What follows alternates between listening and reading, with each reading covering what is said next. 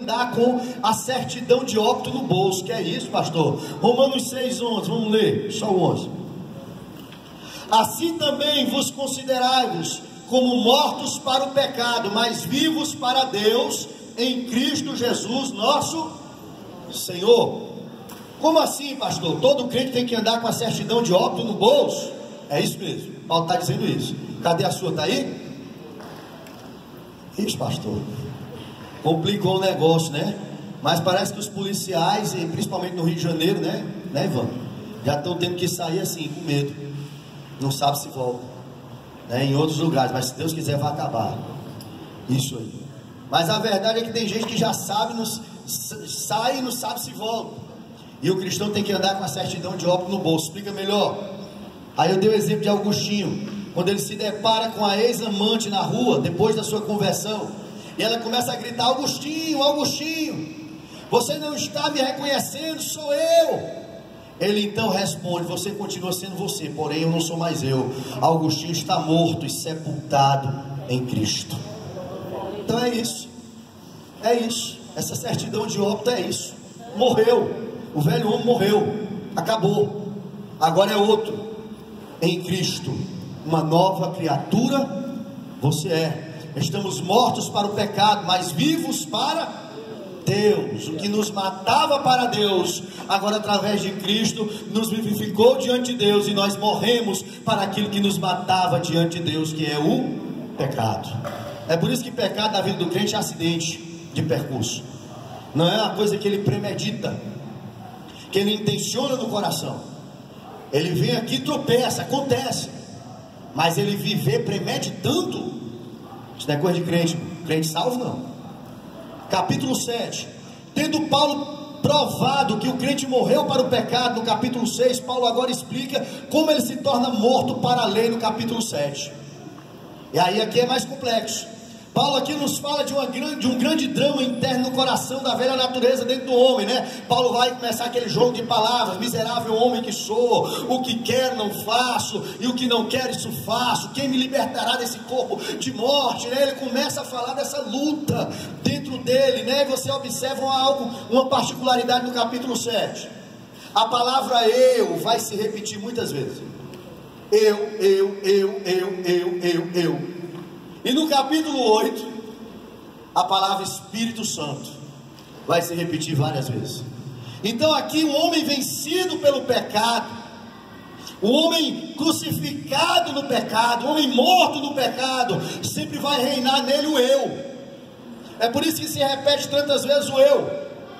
Paulo faz uma analogia para entrar no capítulo 7, para introduzir o capítulo 7, e compara a lei com o marido e os crentes com a esposa.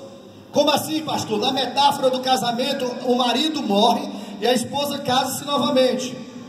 Ele começa a dizer que a esposa só está livre quando o marido morre.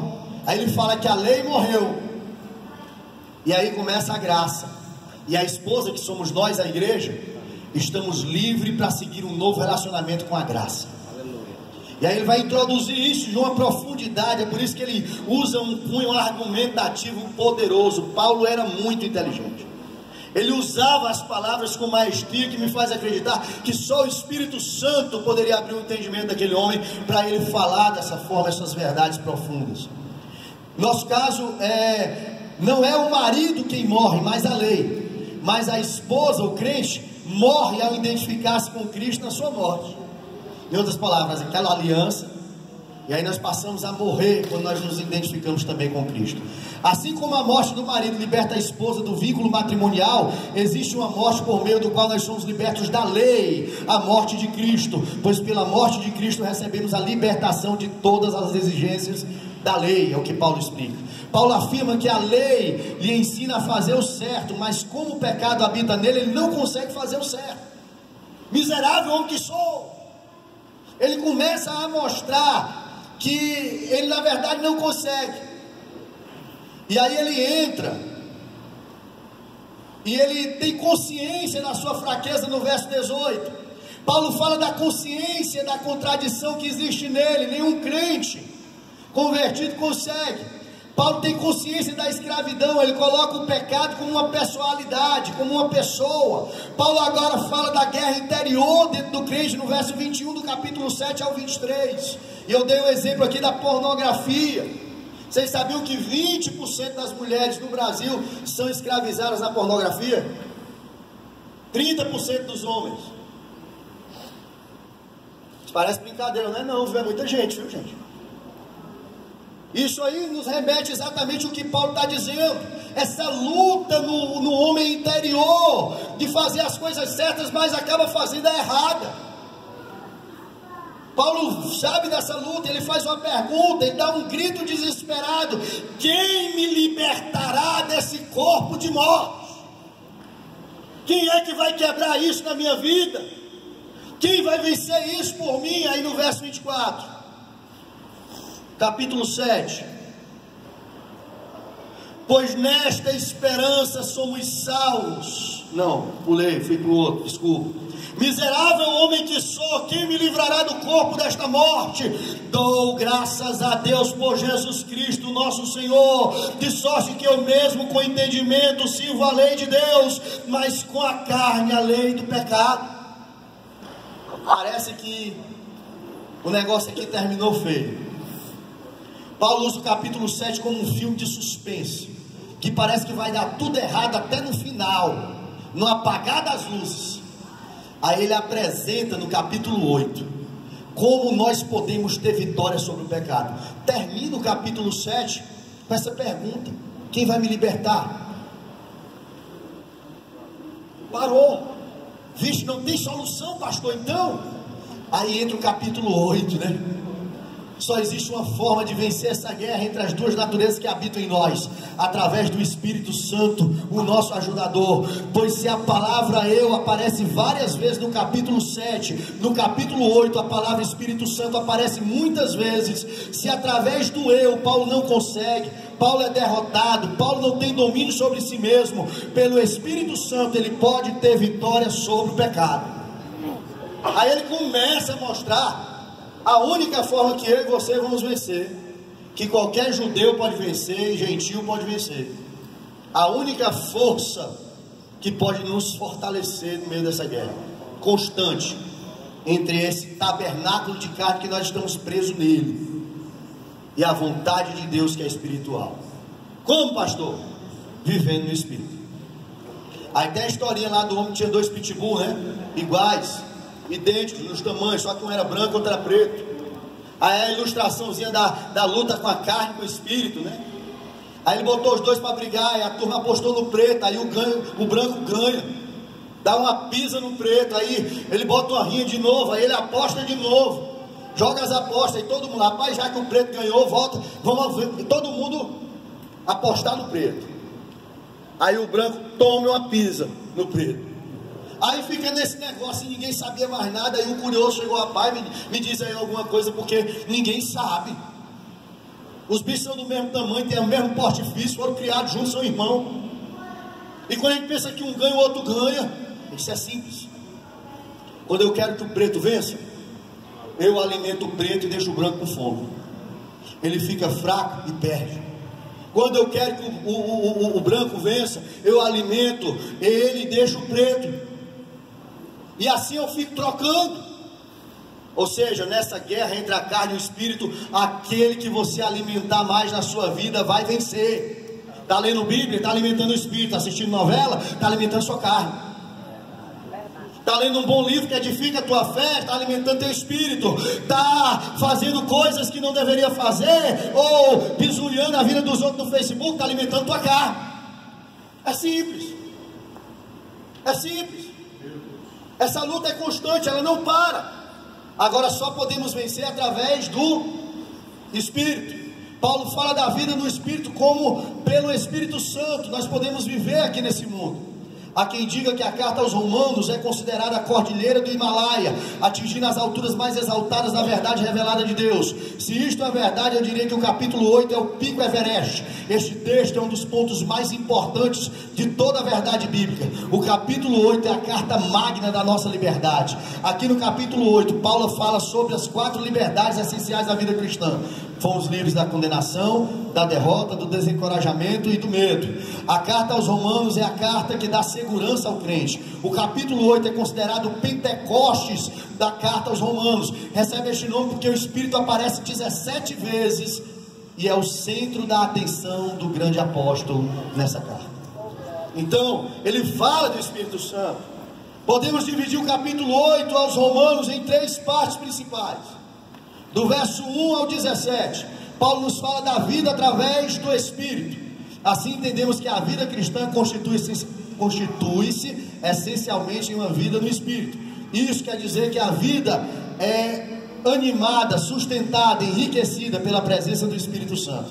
Sem Espírito Santo, o verdadeiro discipulado cristão seria inconcebível. Do verso 18 ao 27, nesta outra seção de versículos, Paulo nos fala da segurança do crente salvo. E ele começa a dizer, né, quem nos separará do amor de Cristo, né, que tudo coopera para o bem dos que amam a Deus. E em Romanos 8, 28 ao 39, Paulo nos fala aqui do amor inabalável de Deus por nós também. Então ele encerra dizendo que nada, né, poderá nos separar desse amor.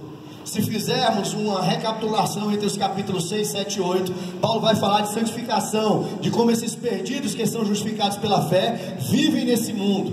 No capítulo 9 aqui, o caldo engrossa, é um dos mais polêmicos da carta dos Romanos, ou por que não dizer o mais. Aqui é onde os calvinistas se apropriam dele para defender as suas doutrinas da predestinação, tá certo? E nós vamos dar uma ventilada nisso.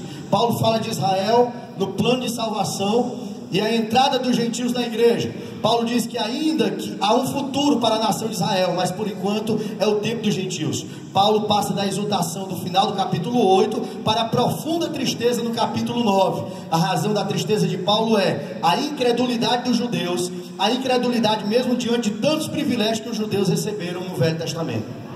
Ou seja, ele sai de um ápice de alegria, de um êxtase, e aí ele vai a uma profunda tristeza pelos seus irmãos, co-irmãos, judeus que rejeitaram tantas revelações do Messias, mesmo tendo essa revelação na lei. Paulo afirma que nem todo Israel é o verdadeiro Israel, mas o remanescente eleito será salvo, os que voltarem-se para Cristo, né? Algumas perguntas do capítulo 9, aqui o bicho pega. Vamos lá. O que significa a expressão amei Jacó e odiei Esaú? Vamos aí, capítulo 9,